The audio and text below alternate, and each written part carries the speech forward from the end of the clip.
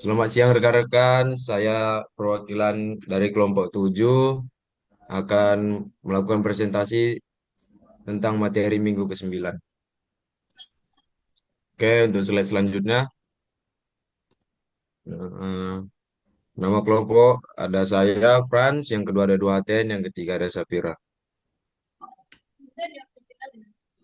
Ya, untuk soal pertama akan dijelaskan oleh Duhaten dan selanjutnya untuk slide selanjutnya juga akan dijelaskan oleh Duhaten.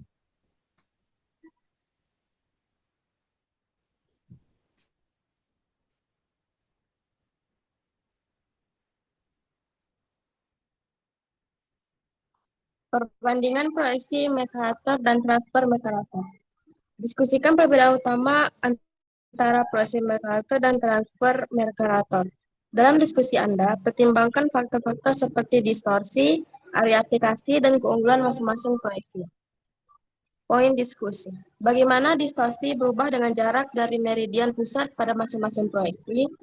Nomor dua, dalam kondisi apa masing-masing proyeksi lebih baik digunakan, misalnya untuk peta dunia, peta wilayah lokal, atau pemetaran kadaster. Nomor tiga, mengapa proyeksi transfer Mercator sering digunakan untuk pemetaan skala besar di daerah yang memanjang di utara ke selatan? Jawabannya, jawaban nomor satu itu, proyeksi Mercator adalah proyeksi silinder konvor yang menyentuh bumi dan khatulistiwa, sehingga skala paling akurat di daerah ini semakin jauh ke utara atau selatan, distorsi membesar sehingga wilayah lintang tinggi tampak lebih besar dari ukuran sebenarnya.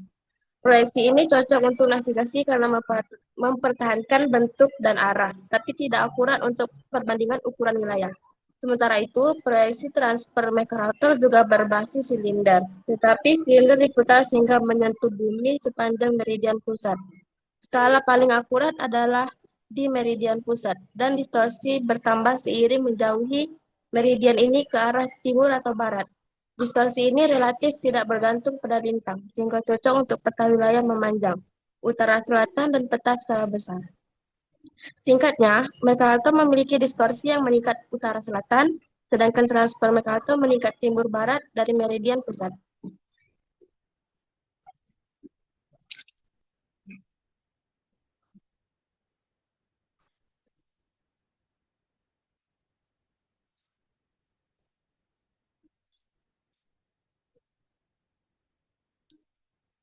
Poin yang kedua, proyeksi Mercator lebih baik digunakan untuk peta dunia atau peta navigasi, terutama pada skala besar-besar dan tujuan global. Hal ini karena Mercator bersifat konfor, sehingga bentuk lokal dan sudut tetap akurat, dan garis arah Lockstone atau drumline muncul sebagai garis lurus yang memudahkan navigasi.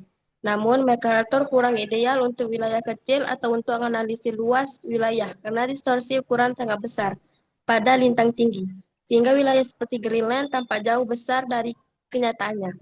Sebaliknya, proyeksi transfer Mercator lebih efektif untuk pemetaan skala besar di wilayah terbatas, seperti pemetaan nasional, provinsi, kota, atau kadaster. Distorsinya paling kecil di sekitar meridian pusat, sehingga bentuk, jarak, dan sudut tetap akurat di dalam zona sempit. Inilah alasan sistem koordinat global seperti UTM, Universal Transfer Mercator.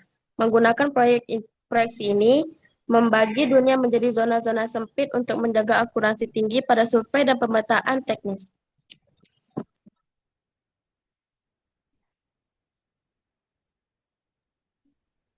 Untuk slide selanjutnya, boleh diganti.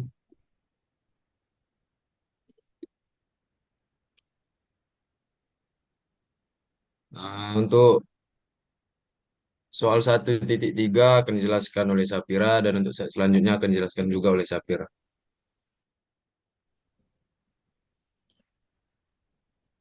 Baik, selanjutnya yaitu poin 3, mengapa proyeksi transfer Mercator sering digunakan untuk pemetaan skala besar di daerah yang memanjang dari utara ke selatan. Proyeksi transfer Mercator cocok untuk wilayah yang memanjang dari utara ke selatan karena Distorsi paling kecil terjadi di sepanjang meridian pusat. Tempat proyeksi menyentuh bumi, wilayah yang memanjang secara vertikal dapat tetap berada dekat dengan meridian pusat tersebut, sehingga bentuk, sudut, dan jaraknya tetap akurat. Distorsi baru meningkatkan secara signifikan jika bergerak jauh ke arah timur-barat, sehingga daerah yang orientasinya utara-selatan diuntungkan. Karena proyeksi ini juga konform, akurasi geometrinya sangat baik, menjadikan pilihan utama untuk pemetaan skala besar seperti UTM, pemetaan teknis, survei geodesi, dan kadaster.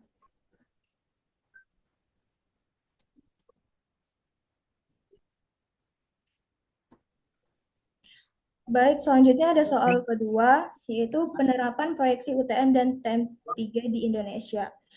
Proyeksi TM3 digunakan oleh Badan Pertahanan Nasional Indonesia untuk pemetaan wilayah pertahanan. Diskusikan mengapa proyeksi TM3 sangat cocok untuk Indonesia yang terletak di dekat garis khatulistiwa dan memiliki bentuk memanjang dari barat ke timur. Poin diskusi yang pertama, mengapa TM3 dengan zona 3 derajat bujur lebih cocok untuk Indonesia dibandingkan dengan proyeksi lain seperti UTM? Yang kedua, apa keunggulan dan tantangan yang dihadapi ketika menggunakan proyeksi TM3 untuk pemetaan administrasi pertahanan? Dan yang ketiga, bagaimana proyeksi TM3 membantu mengurangi distorsi dalam pemetaan tanah di Indonesia, terutama untuk skala besar? Untuk jawaban yang pertama, yaitu mengapa TM3 dengan zona 3 bujur lebih cocok untuk Indonesia dibandingkan UTM. Karena Indonesia merupakan negara kepulauan yang memanjang dari barat ke timur dengan lintang dekat khatulistiwa. Sistem UTM menggunakan zona 6 bujur sehingga dapat zona 6 derajat bujur sehingga dapat wilayah yang sangat panjang ke arah timur. Setiap zona UTM akan menutupi area yang relatif luas ke arah timur barat yang meningkatkan distorsi di pinggir zona. TM3 menggunakan zona 3 derajat bujur sehingga setiap zona lebih sempit secara horizontal. Dengan demikian, sebagian besar wilayah berada lebih dekat dengan meridian pusat zona, sehingga distorsi jarak dan luas lebih kecil dibandingkan jika menggunakan zona UTM yang lebih lebar. Hal ini membuat TM3 lebih cocok untuk Indonesia karena memungkinkan pemetaan pertahanan yang lebih akurat di seluruh pulau, tanpa distorsi berlebihan di sisi timur atau barat zona.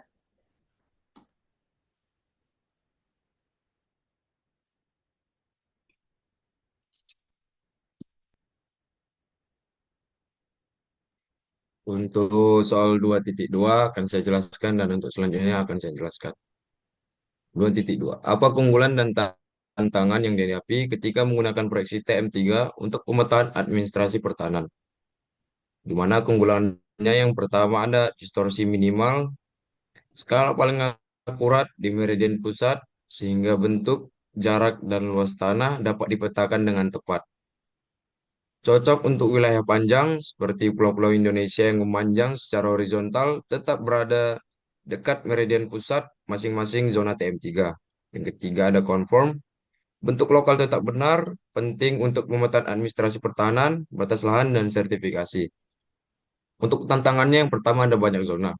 Karena setiap zona hanya 3 derajat bujur, Indonesia dibagi menjadi banyak zona yang memerlukan koordinasi agar data antar zona dapat digabung dengan tepat. Yang kedua ada kompleksitas sistem.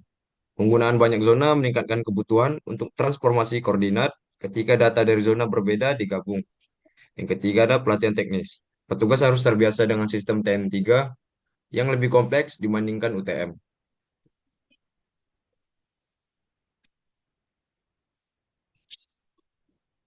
Untuk selanjutnya,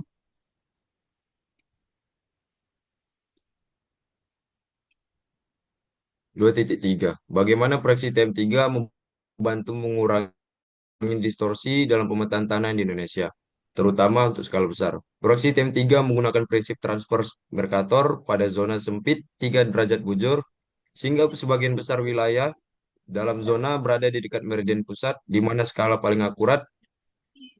Pendekatan ini menjaga bentuk, jarak, dan luas tanah, sehingga pemetaan zona pertahanan skala besar menjadi tepat. Dibandingkan dengan zona yang lebih lebar seperti UTM 6 derajat, distorsi ini di pinggiran zona TM3 jauh lebih kecil. Sehingga pulau panjang dari barat ke timur seperti Sumatera, Kalimantan, dan Sulawesi dapat dipetakan dengan akurasi tinggi. Dengan skema zona sempit ini, batas-batas tanah tetap konsisten. Penghitungan luas lebih tepat dan pengelolaan data pertahanan nasional menjadi lebih efisien.